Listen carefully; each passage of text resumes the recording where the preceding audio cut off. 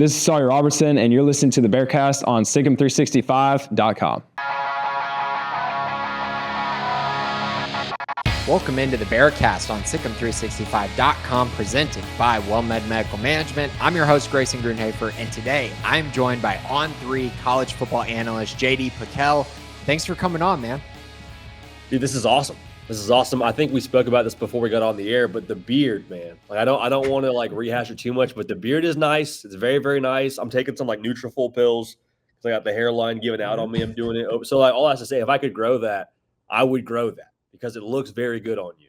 All right. Man, I appreciate that. The kids, you look very hot. All right. Man, this has been years in the making just to get it to be a patchy beard. It's not even great. The quality is subpar, but it gives me a little more features, makes me look a little, not 22 and more 32, which is where I'm at. So do you have any PEDs behind that, or is that just all natty? That's just it's all natural, man. All natural. Man. Gosh, some guys get all the luck, dude. Some guys get all the luck. You know what I'm saying? Yeah. Oh, no doubt. I was going to say, man, it feels like yesterday we were in the SicEm365 studio cranking out just these post-game shows, whether it was raining or whether it was thunderstorming or whether it was a win or a loss. We were just going out there and hanging out after those Baylor games, man. It's been far too long. Dude, so fun. Tremendous memories. Yeah. Two, I am like forever indebted to you for allowing me to just ride shotgun on what you had already had like up and humming, which was the post-game show, which was all the content, pre-game. Like you had a whole thing going, and then like I got thrown into the mix, and you could have been mean, you could have been dismissive, you were none of those things. And we're always, and still are very cool to me, but like I will always remember that and will always appreciate that. So man, it's you got to go death by fire. I mean, you just got to be thrown into it, and that's how I learned, and that's how everyone should learn. You just get thrown in, and then just here we go. And you did that in an extremely awesome way. Now you're at On3, and now you're on this show, which is great. It all comes full circle, and I love to see it. So today we're going to dive into Baylor specifically. We have to. We got to talk about the Bears. A very interesting year up and coming. I know Baylor fans are excited. The national media kind of split. The Big 12 specifically, we'll talk about that as well. And then I'll get your national thoughts, just a few of them at the end, talk about your favorites to win the championship. But I'm not going to bury the lead today. You have Baylor in the college football playoff as the 10 seed, and you have them facing Texas A&M in the first round at Kyle Field, and then losing to Ohio State in the second round. Man, what is it about the Bears that has you so excited and has you putting them in the college football playoff this year? Real quick, Sawyer Robertson has something to remind you about. Want the latest information about your favorite team? Try out SicEm365 premium content the next 3 months for just $5 by clicking the link below. And now back to the Bearcast. Man, what is it about the Bears that has you so excited and has you putting them in the college football playoff this year? Well, we're on the same page here when it comes to just the wackiness of the Big 12. Like I've said this before, you are a more intelligent person than me, but I'm breaking down the Big 12 in November, talking to our producer like, hey, walk me through this one more time. If X equals Y, then Iowa State's in. And it was just like all these different things that break a certain way in November. So with that being the pretense of how I was breaking down the Big 12, I'm saying, okay, still a conference on drugs probably. It's probably still going to come down to November. Baylor's November schedule is awesome. Like I don't think either you or I expect Utah to be a team that's trying to make a bowl game again in 2025. But even with that being the case, like Baylor doesn't play a team in those last 4 games that made a bowl game a season ago. So if that's one part of the equation, then the other part of the equation is we get Sawyer Robertson back, plus top 12 returning production in college football as a whole from a team that was pretty good a year ago. All these factors to me start to snowball to where I'm like, it's a wacky conference. Things are weird in the Big 12. I'm going to go with who I think has the best setup in the month of November. And it's interesting because I feel like you're the only person that has brought up the second half schedule. I mean, we've talked about it on the premium side and stuff when people are super plugged into Baylor. But from a national perspective, everyone just wants to talk about the beginning of Baylor's schedule, which is really tough. But to your point, by the time you get to November, like was the case this past year, everyone had a chance. And so you do need to be able to finish strong and make up some ground. And Baylor's schedule is definitely kind of trending towards that at the end. But what do you think about that first slate? Are they able to get through that and come out, maybe not clean, maybe not undefeated, but are they able to survive it? I think is the biggest thing. I think that's the biggest part, right? Is just what you said. Can they get through it without just getting obliterated by the ASU, SMU, Baylor, combo there, or Baylor, Auburn, excuse me, in McLean at Baylor. My big thing, Grayson, is I have been accused of being overly optimistic. I've been accused of being a little bit extra glass half full, which, like, if that's the way it shakes, that's the way it shakes. There are worse things to be called. But I will say, I think that the way Baylor's schedule ramps up with it creating a sense of urgency from the jump where Auburn comes to McLean. I kind of like that, man. Like at Baylor, when during my cup of coffee there, on the max squat like build up, the day before you go max squat, what they do is they put a number that I want to say is like 100+ pounds more than what you're going to squat the next day. The reason for, they just want your body to feel that, like feel what it's like having this heavy weight on your back, so your nervous system kind of kicks up a little bit. Long way to say, I think this is Baylor's way of kind of kicking up the nervous system for when they get into the wild card that will be their Big 12 slate. Because you could drop the game to Auburn, could drop the game to SMU, and still be a team that wins the Big 12 and makes the playoff. I don't think that they're going to drop both those games personally, but just seeing that the first game with a roster in Auburn, a playoff team in SMU a year ago, I think it's going to serve them well when they get down the stretch there in the month of November. Just looking at that Auburn game specifically, it's the first game of the year, and Baylor has a lot of guys returning. Baylor's got a lot of cohesiveness across the roster. Auburn is probably the most talented team, I think, roster-wise, that Baylor's going to face all year. I think there's definitely an argument for that. They have a lot of NFL talent, but are they going to be able to gel in their first game with a quarterback that is unproven at McLean Stadium against a team with so much cohesion? Is that going to be a problem for Auburn? It's not the get right spot you would want, right? If you're Jackson Arnold, like you would hope, okay, guy who struggled with turnovers a year ago, kind of just a dark situation in Oklahoma, to be honest, with how it all unraveled for him. So you hope personally he can bounce back. If you're a Baylor fan, you personally hope it's not against your Bears, in McLean. But you would hope you get like a ULM noon kick on the plane Saturday and not a weeknight on the road against a team that brings back a lot in Baylor with a defensive head coach. So I like Auburn a lot from a roster perspective. I even like Jackson Arnold, to be honest with you. I think the guy kind of gets a raw deal from what he was at Oklahoma. But for that to be your first game where you're trying to establish some confidence, trying to get some like mojo and, like you said, gel and momentum and all those things, I don't like the way it shapes up for Auburn on that side. So I go back and forth because there is a party that says, well, Auburn is super talented. Who's to say Auburn doesn't flip the switch? But right now, it's very hard for me to lean anywhere besides Baylor at home at this point. Is there a game that when you look at Baylor's schedule that you're like, man, that's going to be a really tough one, or maybe a sneaky trap game that you've picked at all when looking at their schedule? Yeah, I think the TCU game is super interesting to me because I actually think TCU is going to be the team that they play in the Big 12 championship game when it comes all down to it in Jerry World. The fact that it's TCU at TCU in the month of October, coming off a bye week, you just played Kansas State the week before, who knows where you're at record-wise. That to me, like I just on the road, just a lot of factors that kind of feel a bit sneaky. I'm also, this is not popular to say probably on this platform, I'm pretty pro Josh Hoover with what he did a year ago. I know they lose some pieces for sure, but dude put up some numbers last year, Grayson. So TCU round one of what I expect to be a 2-round fight would be the one that I maybe feel a little bit anxious about if I'm a Baylor fan right now. Baylor's been terrible against TCU and specifically terrible on the road in Fort Worth. They have not had a lot of success there in recent memory. Obviously won the game last year on a game-winning field goal in McLean Stadium. So yeah, that's definitely a good call there and an interesting one. I have TCU rather high as well in my Big 12 standings. I have some belief in them. When you're looking at this Baylor team, when you're looking at this Baylor team and kind of separating the pack, I know you're a big quarterback guy, and Sawyer Robertson is one of the best quarterbacks in the league. Is he playing a big part in your kind of decision to have the Bears going as far as you do? And where do you think he ranks in the grand scheme of things in the Big 12? Yeah, I think it has to be across the board in the Big 12. In the day and age where it feels like everybody has a new quarterback in college football, the Big 12 like missed that memo, I guess. And props to them because they have like half the league, it feels like, or maybe more than that, with a returning starter.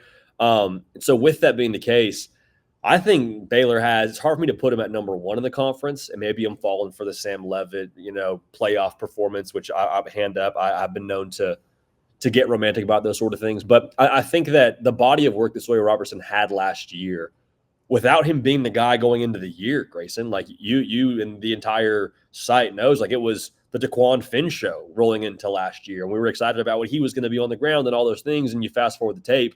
DeQuan Finn is now playing for Miami of Ohio. And he's, and now Sawyer Robertson's got a full spring and a full fall camp for the offense to truly be his. So the momentum plus what we saw last year, plus all the pieces back from an offense with Washington as well, 1,000-yard back. Like there's so many things around him too that gets me excited for the encore and Sawyer Robertson. So absolutely a big part of why, to me, he was a big insurance factor for them being a playoff team this year.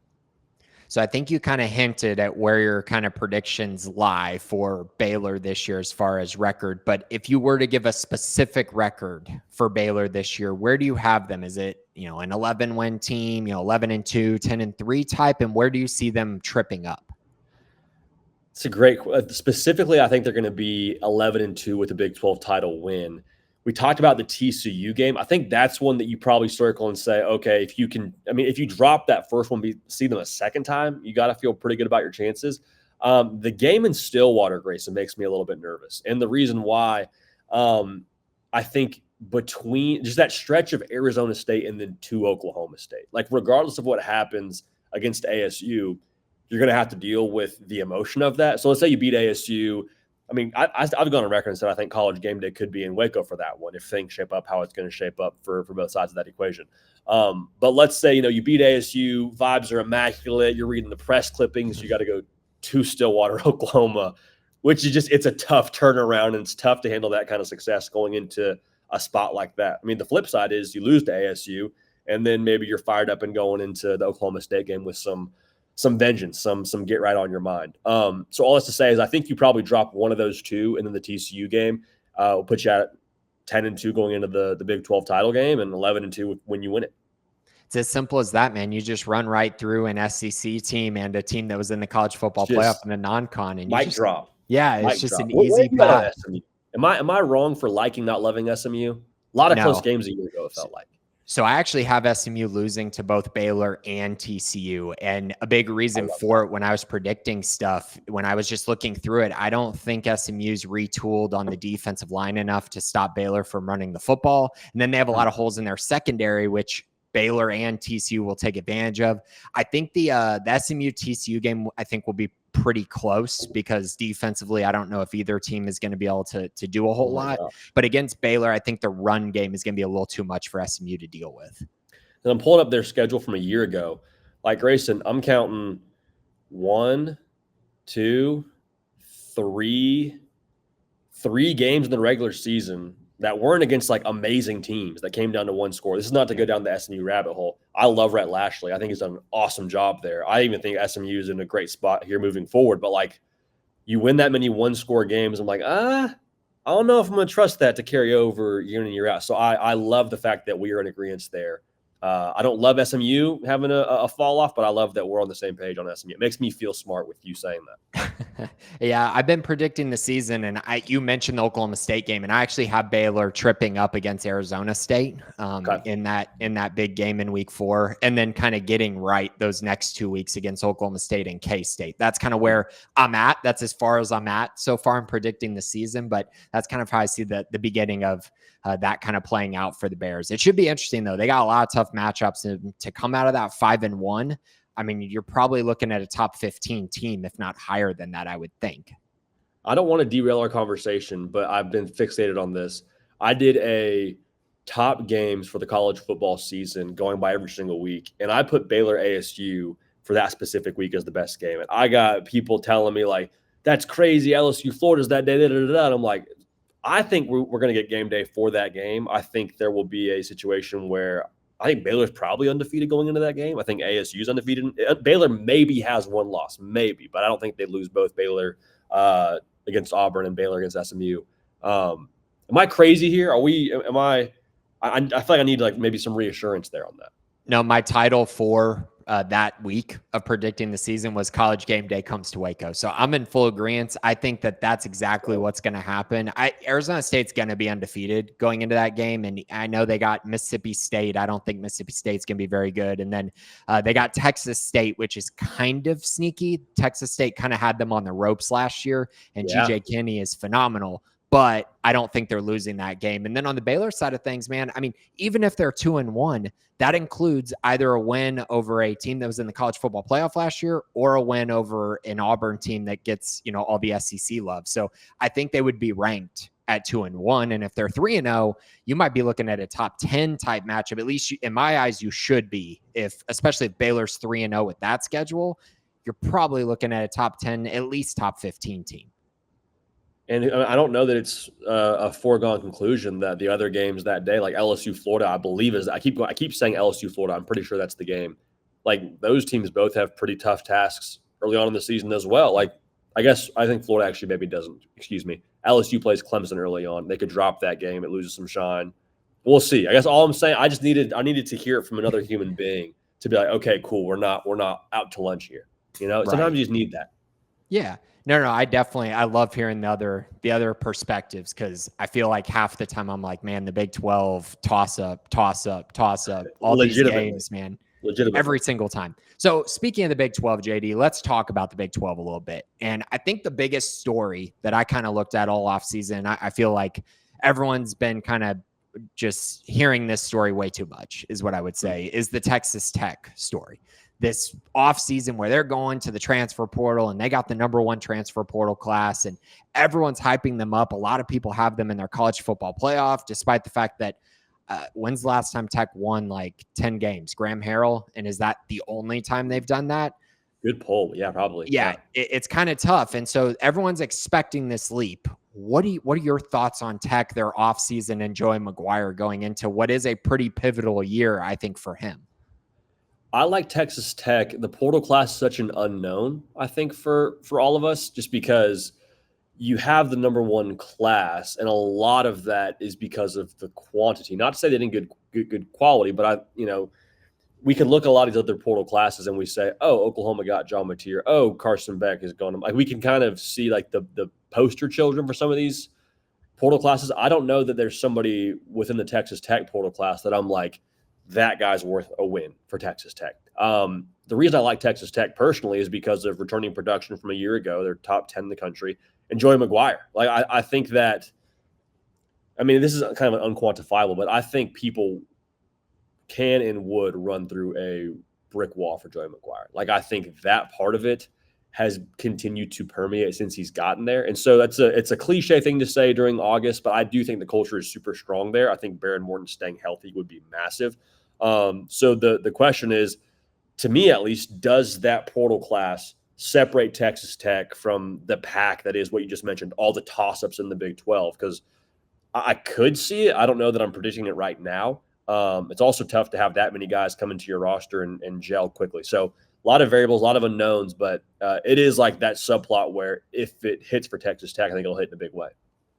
Definitely going to need Baron Morton to hit, because in a league full of great quarterbacks, and you kind of look at the top teams in the league, he's kind of in the middle, I would say, and he's been hurt a lot. So that's definitely kind of one of my bigger question marks for Tech, I think, going into this year.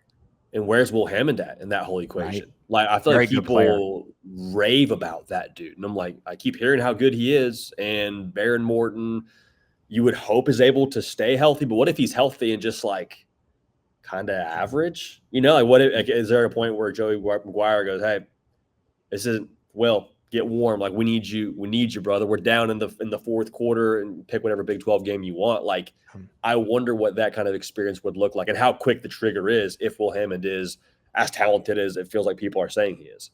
Right. Okay. So the next storyline that I need to talk to you about, JD, and it's one that we talked a little bit about before recording, but man, the national media loves Utah. They are just up in arms. Everyone's projecting them to just roll through the Big 12 because last year they were such a good team. They just didn't have a quarterback. And that's the only reason they didn't win a bunch of games last year, right? Well, this year they went in, they got Devin Dampier, and everything's fixed.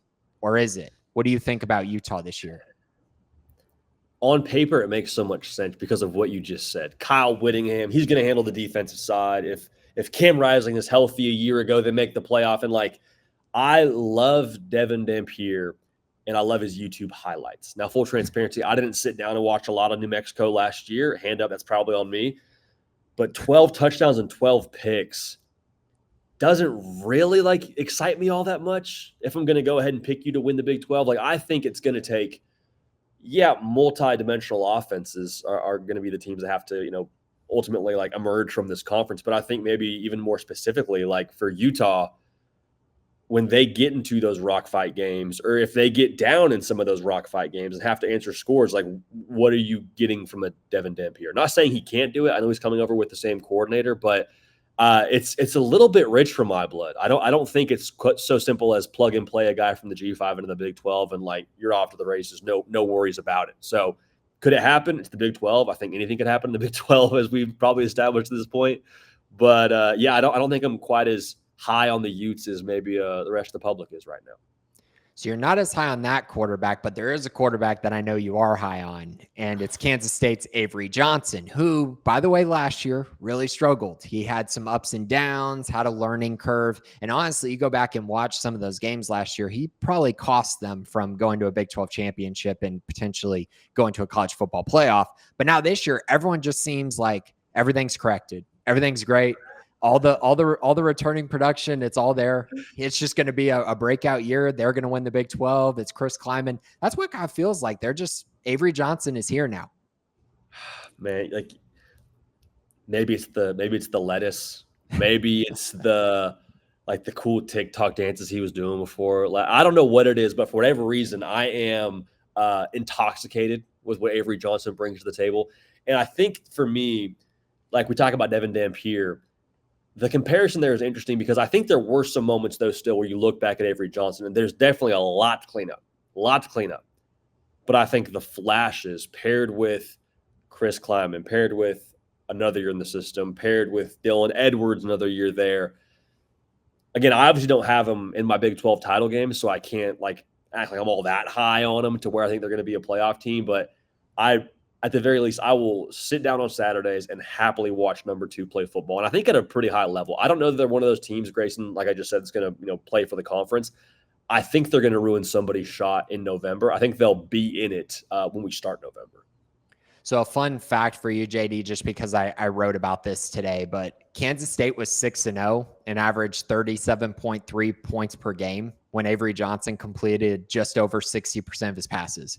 And when he didn't complete over 60% of his passes, they dropped to 25.3 points per game, and they went 3-4 on the season.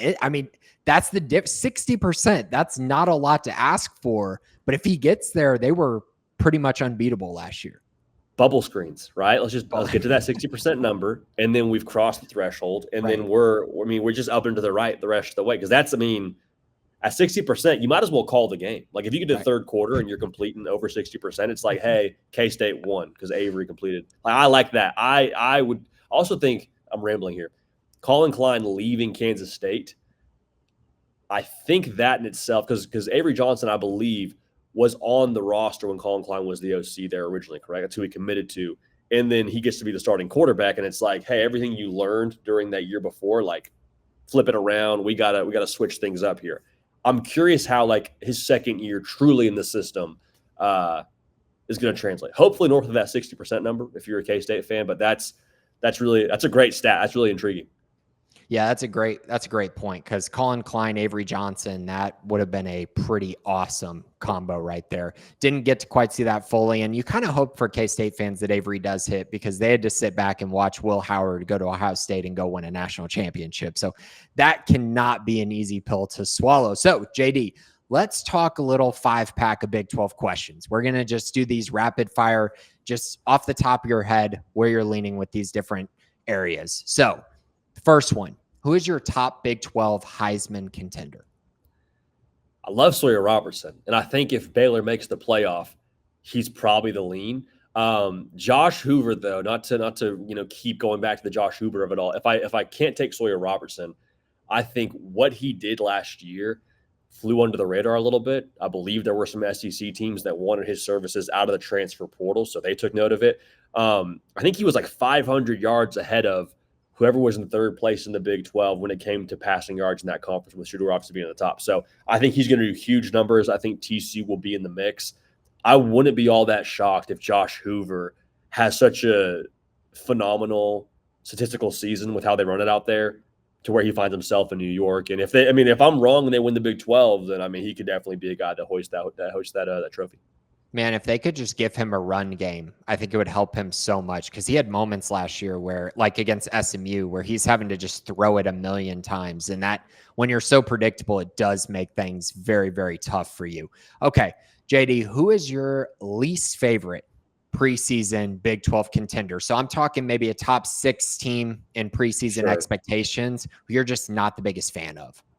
Does Iowa State count? Like, are they top 6 in the odds? Okay, I would probably say then, if I can't have Iowa State, it's so tough to, in my mind, I'm like, I see a bunch of different odds. True. Whether it be different books. I think it's tough because I just said all the good things about Texas Tech, so I can't go back on them and say I think they're overrated. I don't think they're a Big 12 title like locked, maybe some people think. Like, I love what they have. I love Joey McGuire. I would probably not take Texas Tech to be in that Big 12 title game as much as some other folks would. Is that a fair? Again, I think I'm maybe not doing this exercise properly. So tell me if I'm off base here. Does that count? No, they are definitely one. I mean, if you think Tech's going to go like 8-4 this year, I think think that's right on brand right there with kind of how you feel. And I also think Iowa State, while they're not, I don't think many people are projecting them to win it. I have seen some people pick them. So, I mean, they can count too a little bit. So if you want to talk Iowa State a little bit, why are you not as high on them? I mean, I lost those 2,000-yard receivers, man. Like, that's really tough. I was listening to Joel Klatt the other day. I think he had Iowa State in his top 25, which I'm not disputing that at all. But the confidence came from, like, hey, talk to Rocco Beck on the sideline of his dad's, like, XFL or UFL game, whatever it was. And Rocco just said, hey, I like my receivers. I'm like, well, I think you can't say I don't like my receivers. You can't say, hey, Joel, we're in trouble here, buddy. Like, I don't like this one bit. Love Rocco Beck, but I don't think Iowa State will be in that mix like they were a year ago. I did pull up the odds now to double down on just Utah. I didn't realize Utah, according to some books, has the best odds to win the conference. Yes. Is that I don't think I was, because I've seen so many different numbers. I'm sure they've changed, but Utah at the top, to me, I'll dry erase my answer of Texas Tech. Utah, I don't buy that. I think they win 8 games. That'd be awesome. I don't think they're going to be a team that ends up in Jerry World. Yeah, that they're, like I said, people are trending in that direction right now for some reason. They love the Utes, and I get it with Kyle Whittingham. I mean, tough to bet against him. Okay, JD, who is the best team in the Big 12 who ends with a bad record? Last year, this was Kansas. They lost a bunch of close games. They end up 5-7. Is there a team that you just see, oh man, at the end of the year, you look at all the advanced metrics and you're like, they're pretty good, but their record doesn't say that? I think there's so much expectation around what Arizona State is supposed to be. And I understand they caught their stride, towards the end of the year. And I said I think Sam Levin's the best quarterback in the conference right now. But there was a couple games even a year ago where you're like, man, the Texas State game, you're on the ropes. Like the game against BYU, where that game came down to the wire, where we're ushering people off the field. Like K-State, Avery Johnson was hot and cold, and they won that game by 10 points. Like, same thing with what we mentioned with SMU early on in the show. There's a lot of one-score magic going on here. I mean, pulling up the game against Mississippi State, that was a 7-point win against, don't care what conference you're in, you're a bad team what Mississippi State was last year. So I'm curious to see how much that carries over. I really like Dillingham. I even like Kanye Udo from Army, who transferred in there to kind of replace what Scadaboo is. But the one-score stuff makes me very leery, Grayson. So I'll say that we could sit here and say Arizona State 6 wins, but like they were in every single game, and that's a good football team. Right. It's definitely that way in the Big 12. You have a lot of teams. If you lose those close games, your record's going to change. I'm kind of high on Arizona State. I like their quarterback and I like their offensive and defensive line, but history tells you you're probably going to have a regression after winning that many close games. You're probably going to have a lot more close games. So, okay. As far as the Big 12 goes, who is your dark horse pick? Like, who is your team from the bottom of the league that you're just thinking, man, I think that these guys could potentially find themselves, I don't know if they're going to make it to Jerry World, but maybe find themselves kind of in the mix as we get to the end of the year. So I went back and looked at the odds to make sure I wasn't giving you a team that was actually like favored to win the conference. It's like this guy just picked Kansas State to be the dark horse. The way Colorado has chosen to use the portal this offseason, to me, speaks volumes as to how they view their roster right now. Because those first 2 years, it's like, I mean, Hayes Fawcett must have had just arthritis in the fingers with how much he was putting together Colorado edits via the 40 to 50 guys every single year. And now in their third year, it's like almost cut in half, which to me says, all right, Deion Sanders, based on what he's not doing via the portal, feels good enough about where this roster's at. And they lose Shedeur. They lose the Heisman Trophy winner and Travis Hunter. There's a lot of guys, though, Grayson, that I'm sure you're well aware of, but I don't think the national public is right now, that I think are going to be studs. Like Joe Williams was the American Athletic Conference Freshman of the Year last year at Tulsa, making ridiculous plays during practice right now. Every social clip I see is like Joe Williams just mossing someone with one hand. Omarion Miller tore up USC 2 years ago. Had a down year last year, but like it was a stacked room. It is what it is. If Caden Salter's closer to what he was in 23 than 24, and he starts for you, I think Colorado could be one of those teams we sit back and say, this is just like the Big 12. The year they lose the Heisman Trophy winner, they go win the conference. Wow, that would be insane. I've been doing these predictions for the season, and Colorado just keeps on jumping out to me a little bit. Just, man, I'm picking them to win this game. Man, I'm picking them to win again. I'm picking them to win again. It's just interesting. I think last year, because of how much improvement they had on the defensive side, it's really interesting to see this year's team and kind of sit there and go, man, their defense should be pretty good. And this year, unlike last year, their run game should be so much better with Salter at quarterback. The issue will be the pass game. We'll see how much of a step that takes forward. But you're right. If Salter is the runner that we saw a few years ago, man, Colorado could be a very interesting dark horse. And I feel like people have written them off because of the offseason they had with Deion being sick for as long as he was. And I think that might be the wrong decision by people to kind of just sweep them under the rug and say they're not going to be a bowl team this year. I think, too, if you're looking for a reason to play for your head coach, everything that went on with that, where everyone that doesn't know he's sick is kind of questioning, hey, where's his loyalty with Colorado? Does he want to be there? And that news comes out and everyone's like, oh my gosh, like, and he didn't say a word about that and just kind of went about his business. And then once he's okay, announces it to the world. I think if you're in that locker room, you're like, I'm ready to go to war for Deion Sanders if that's my head coach. Absolutely. So, JD, let's look nationally really quick. I made a point when I saw you release your college football playoff. I just kind of, scrolled through Twitter a little bit. I wanted to see how people felt about, your decisions and the picks that you made. Yeah, risky mentions to look through. Yeah. Very risky. Very, very risky. I felt like the 3 ones that you got called out the most for, actually 4, were Baylor, Texas A&M, James Madison, and then your national champion, which was LSU. Got a lot of call outs for all of those picks. I didn't feel like much of your stuff was very controversial at all, except for probably A&M. I think that's probably the one that is probably, I would think, the most universally controversial. But what'd you think going through your mentions, and just, did it make you rethink anything? Did it reaffirm anything for you? Yeah, I mean, I rethink my life every time I go through my mentions. Mostly like, why did I decide to post this?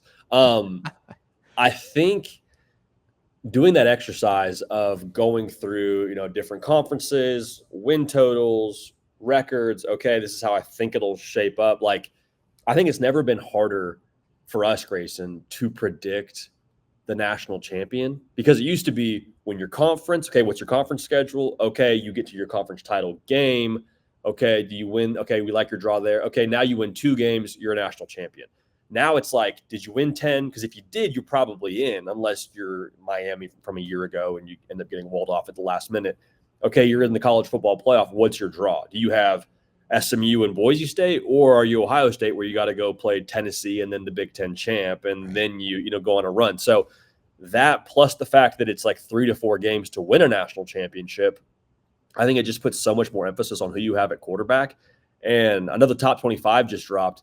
I was taken aback a little bit that like 12 of the top 25, Grayson, like a new quarterback, 7 of the top 10 breaking a new quarterback. So for me, I know the Big 12, isn't really even dealing with this right now because they brought everybody back at quarterback, which is phenomenal for that conference. It'll be a lot of fun. But that's a big reason why I was like, okay, A&M, I think I trust their quarterback. LSU, I definitely trust your quarterback.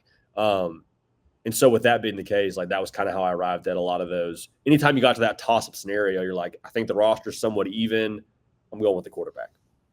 I would say that the only team that you picked inside your top 4 where I'm kind of like, do you trust their quarterback, is Ohio State? Because I think Oregon, Dante Moore, like the talent we all know is there. LSU and Clemson both have solidified quarterbacks with Nuss and Klubnik. But Ohio State, I'm guessing it's just because you believe in the infrastructure that they built there, the talent, the depth, and then you just think someone will rise to the occasion with those receivers that they have, which are truly elite. It's crazy. The last time Ohio State had a quarterback that didn't lead the conference in passing was Kyle McCord in 2023. But before that, it wasn't like until 17, like pre-JT Barrett. So like the bottom line is, this, Grayson, like Ryan Day, 1 is going to recruit a good quarterback. And then 2, whoever's playing quarterback there is throwing to freaking dudes. Like even Kyle McCord got a lot of flack for how lackluster he was in Columbus. And then the next year he goes and leads all of college football in passing. So it wasn't like it was a miss by Ryan Day on the eval or bringing in Kyle McCord. Like it just kind of, how the chips fell. And he was still second in the Big Ten. So it's a roundabout way to say I still trust the process. Shout out Joel Embiid. I still trust the process when it comes to how Ohio State does things. And then they've stacked so many recruiting classes. It's hard to see them having some massive drop off to where they're not a team that's right there at the end. The one other thing I will say now, not to be long-winded, it was really fascinating and eye-opening for me a year ago to see Ohio State hit the playoff, be a new team. For a lot of these first-year guys that we are potentially trusting, if you're Julian Sayin and you finish your 12 games, maybe 13 with the Big Ten championship game, to me, once you hit the playoff, like you are no longer, in my eyes, a first-year starter. You're past that 12-game threshold. Like we should expect more, and you should be more comfortable. So, long way to say, I like the Buckeyes still this year. So we got to talk about your national champion really quick before I let you go. You chose LSU. I'm very surprised you didn't have a rematch of the Texas Bowl in your national championship. As Baylor lost to them, got to see firsthand Nuss and all those receivers, Aaron Anderson, Chris Hilton, the guys they brought in, Nick Anderson. They got a lot of weapons. What makes you so intrigued with LSU? I know they have talent, but what is going to allow them to take that big step forward? Because I think to a lot of people that I listen to nationally, they kind of think LSU is just a notch below, your favorites, I think, in the SEC. And I think the reasoning behind that for the most of the folks that like I get to listen to as well is, well, but Brian Kelly hasn't. And I'm like, yes, I think that's a fair rebuttal, but also people were saying the same thing about Kirby Smart, and then he won 2. People said the same thing about Ryan Day last year, and then he won it. So I see where they're coming from, but I look at the way that they have built this roster this offseason. And they got some top-end talent, like the receivers obviously are phenomenal, but I get excited for LSU about like the depth. I think that they are truly a different team in the month of November this year than they were a year ago. I think they're built with a little more snow tire to them. Not they're going to have to go play in the snow, but they may be able to withstand a little more than they were a year ago. And I think year 2 of that Blake Baker defense plus the quarterback, like all those things to me combine to where I just think LSU is maybe the most well-rounded and the most composed this year in a year with a lot of newness and uncertainty. Absolutely. Well, JD, before I let you go, you got to tell the people what you have going on. Where should they watch your show, The Hard Count? Tell the people what's going on there at On3. Yeah, well, first, make sure you're subscribed here. That's the obvious part. But, if you want to catch more of our work over on the On3 YouTube channel, Grayson, much like you, like we're full go now, baby. It's college football season. Like it's been like 200+ days since we had the national title game. We're full go. So we're full go over there on the On3 YouTube channel, and then at JD PicKell on all the social medias. Awesome, man. Well, that is it for today. Thanks to JD PicKell for joining the show. And as always, thanks for listening. This has been the Bearcast on Sikkim365.com.